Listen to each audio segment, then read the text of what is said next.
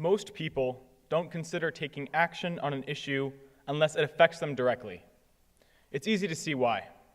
Why should you put the effort towards changing something if it doesn't affect you? It often takes a personal experience to make a person realize how little is being done about a societal problem. Only then do individuals become people that advocate for something they previously didn't care about. This happened to me just last year. I had a friend tell me that she had been sexually assaulted. It changed me, and that's when I started noticing the problems our society has with consent and rape culture. When speakers stand on this stage and address problems about rape culture and sexism, the majority of the speakers tend to be female. When the occasional man stands here and addresses these very same issues, I've noticed that they seem to get more attention and people find what they've talked about more memorable. This is a problem and but one symptom of the sexism in our society. My voice should not be more important because I am a man, but while it is treated that way, I would like to use my unearned privilege to further equity. We all have a role in rape culture, and part of my role is challenging it and encouraging you all to dismantle it. Today, I will use my privilege to talk about two specific variables that perpetuate rape culture: consent and how we treat victims of assault. Consent. It's a 7-letter word that can change someone's life forever. Consent. It's the permission for something to happen. The word consent can be applied to many different situations, but here I will be talking about how it relates to sexual activity between two people. Consent must be present between both people in order for their actions not to be classified as sexual assault. Consent must be clear, and both parties must make it explicit to the other what they are consenting to. There is no loophole, no trick, no confusion about what is clear consent. Yes means yes, and no means no. If you have not gotten the consent for something, you do not have the permission for it. If you're not sure what your partner wants, you can't proceed. The boundaries for what is consent should be crystal clear. If your partner can't say yes, then it isn't a yes. If your partner says yes, then no, it isn't a yes. If your partner says nothing, it isn't a yes. You need a yes. On the other hand, no does not mean convince me. A no is a no, and that's final. The reason I'm so clearly outlining these guidelines is because I don't want you to be that person who causes the pain and suffering my friend had to go through. It is devastating to see someone who is so bright and confident stripped of those characteristics because of the irresponsible and thoughtless disrespect and disregard of what it means to control your own body.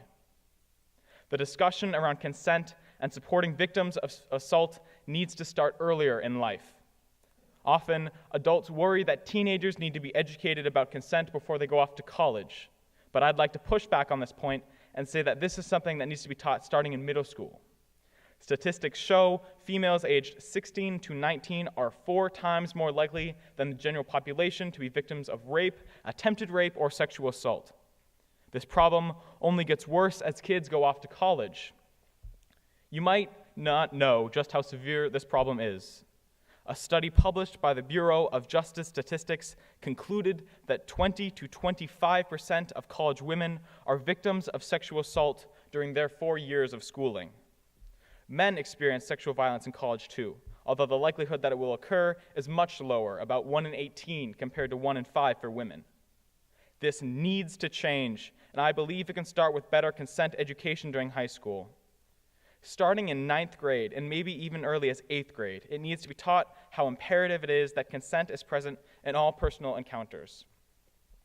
There needs to be mandatory courses every year of high school, reminding kids what constitutes assault.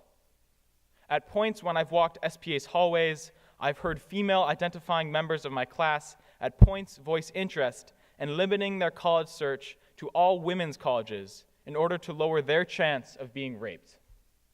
Is this really how women should be choosing their education, on the basis of how likely they are to be assaulted? Something that also needs to change is how we support victims of sexual assault. The Rape, Abuse, and Incest National Network reported that only 20% of female student victims aged 18 to 24 reported their assault to law enforcement.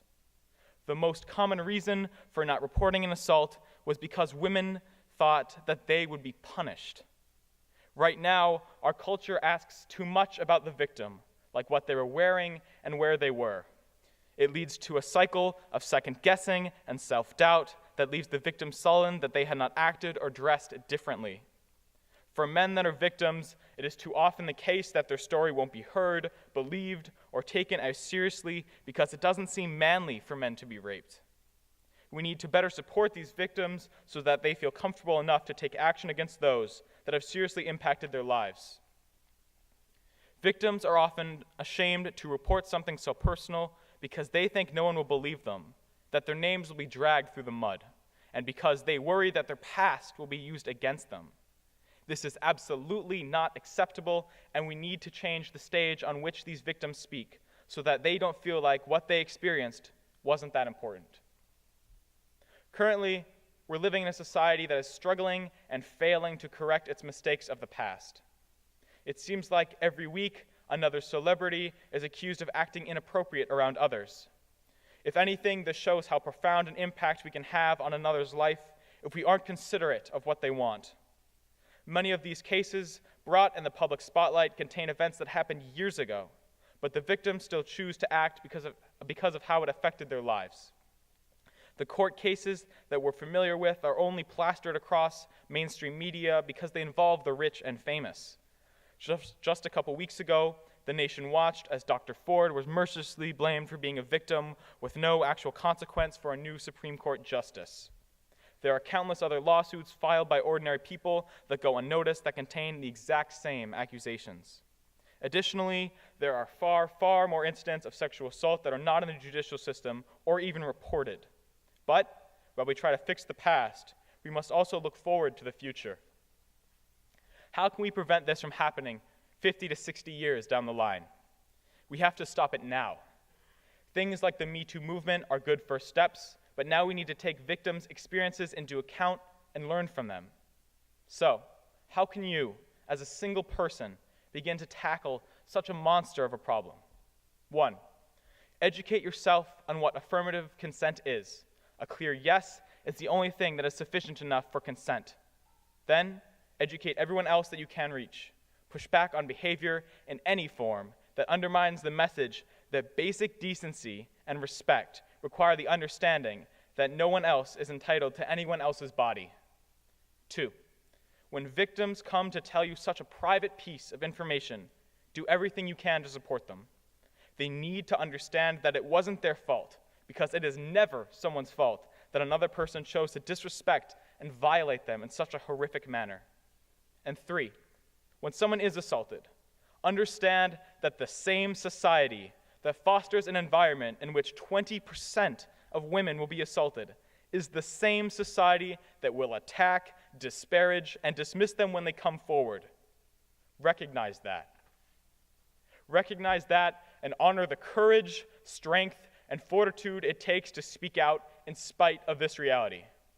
So, if someone does confide in you, the least you can do is listen and believe them.